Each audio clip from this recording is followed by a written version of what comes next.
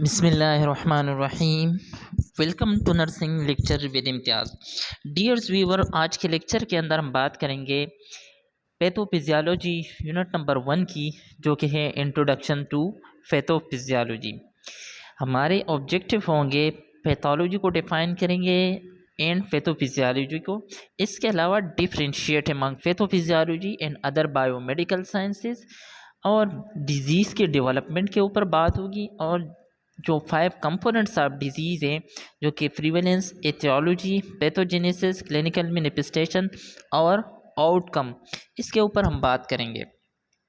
Start करते हैं pathology से। The term pathology come from ancient Greek roots of pathos meaning experience और suffering and loser mean study of. Simple definition के जब हम branch medical science की वो ब्रांच जिसके अंदर हम किसी डिजीज़ के काज के बारे में स्टडी कर रहे होते हैं, specially the branch of medicine they deal with the laboratory examination of simple of body tissue for diagnostic और फॉरेंसिक पर्पज। यानी जिस स्टडी के अंदर हम किसी डिजीज़ की काज को और स्पेसिमेन को लेके उसको एग्जामिन कर रहे होते हैं और किसी स्पेसिफिक नतीजे पर पहुंचते हैं, तो उस स्टडी को हम कहते हैं कि this is called pathology. In other definition, pathology is a branch of medical science that involve the study and diagnosing of disease through the examination of surgical remove organ. Simple definition के जब हम tissue की biopsy लेके उसको examine कर रहे होते हैं, बॉडी फ्लूइड को एग्जामिन कर रहे होते हैं, इन सम केसेस होल बॉडी जिसको हम ऑटोप्सी कहते हैं, उसको हम एग्जामिन कर रहे होते हैं किसी स्पेसिफिक डिजीज़ के काज ढूंढने के लिए, तो उसको हम कहते हैं कि this is called pathology. Pathophysiology हम एबनॉर्मल स्टेट को कहते हैं। मरियम वेबस्टर डिक्शनरी की डिफिनीशन है, या सिंपली हम कहते हैं कि the study of change in normal physiology of the body और the study about alteration of the normal physiology of the body. के पैथोफिजियोलॉजी के अंदर हम जब नॉर्मल फिजियोलॉजी यानी डिजीज़ प्रोसेस में से गुजर रही होती है, तो डिजीज़ प्रोसेस के अंदर अल्ट्रेशन आ जाती है नॉर्मल फिजियोलॉजी के अंदर, उस एबनॉर्मल फिजियोलॉजी के स्टडी को हम कहते हैं पैथोफिजियोलॉजी। अगर हम दूसरे मेडिकल साइंस से इसको रिलेट कर दें, तो biology pathological process begin frequently at the level at the cellular level. यानी पैथोफिजियोलॉजी का जो साइंस है वो इतना इम्पोर्टेंट है कि हमें उसके लिए बायोलॉजी से अगर हम रिलेट करते हैं तो सेल के स्टडी यहाँ तक कि हम मालिक्यूलर मैकेनिज़्म पे जाके उस पैथोफिजियोलॉजी को पढ़ रहे होते हैं।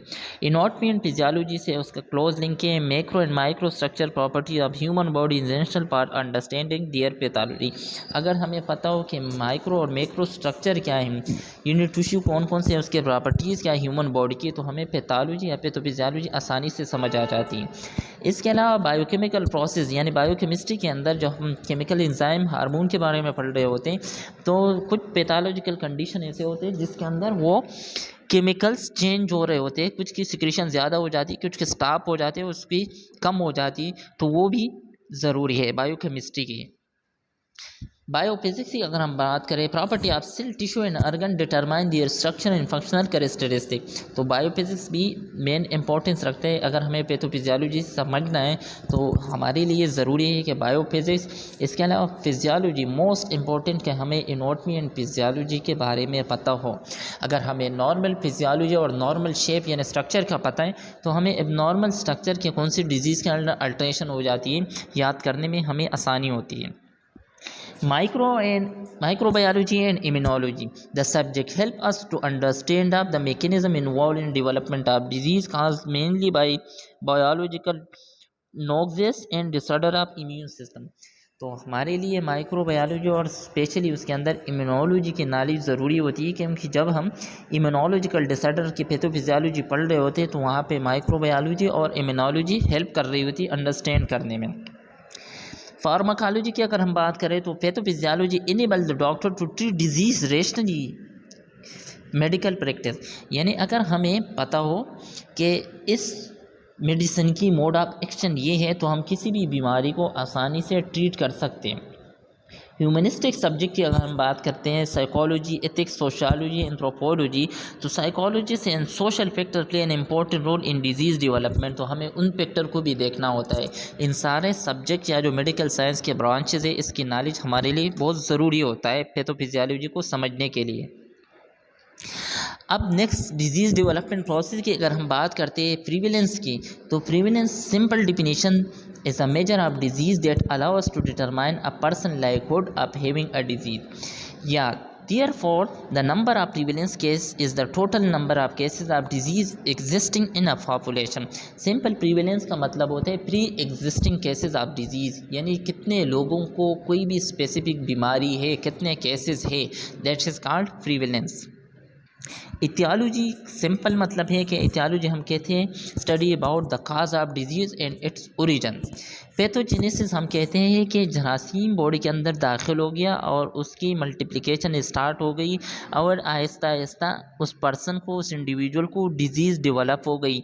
इनसाइट उन डिजीज़ इथियोलॉजी एंड प्रोग्रेसिस मीन के एक फॉर एग्जांपल कोई वायरल डिजीज़ है, वायरल एंटर हो गया, उसने आहिस्ता आहिस्ता सेल को डैमेज किया और आहिस्ता आहिस्ता कोई टिश्यू को डैमेज किया, फिर आर्गन का कोई स्पेसिफिक पार्ट डैमेज हो गया और इस तरह होल आर्गन हमारा ख़राब हो जाता है।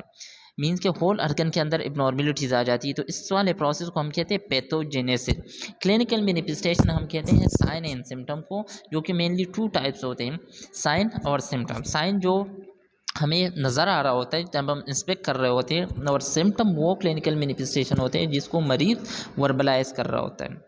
आउटकम हम कहते हैं specific result or effect that can be measure. Example of outcome include decrease pain. Mean के आउटकम का मतलब ये होता है कि आपने कोई भी नर्सिंग केयर प्रोवाइड कर दी या कोई भी प्रिस्क्राइब मेडिसिन आपने किसी भी पेशेंट को दे दी और उसके बाद उसका पेन कम हो गया, तो वो पेन जो कम हो गया वो हमारा आउटकम है। Reduce tumour size and improvement of disease, मरीज़ की स्पेसिफिक बीमारी के साथ आ गया और वो हॉस्पिटलाइजेशन के बाद अब बिल्कुल ठीक हो के हॉस्पिटल से डिस्चार्ज हो गया।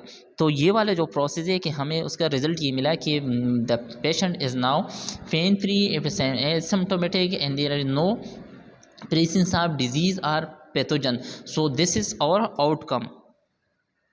These are the reference from which the lecture originally taken. Thank you for watching.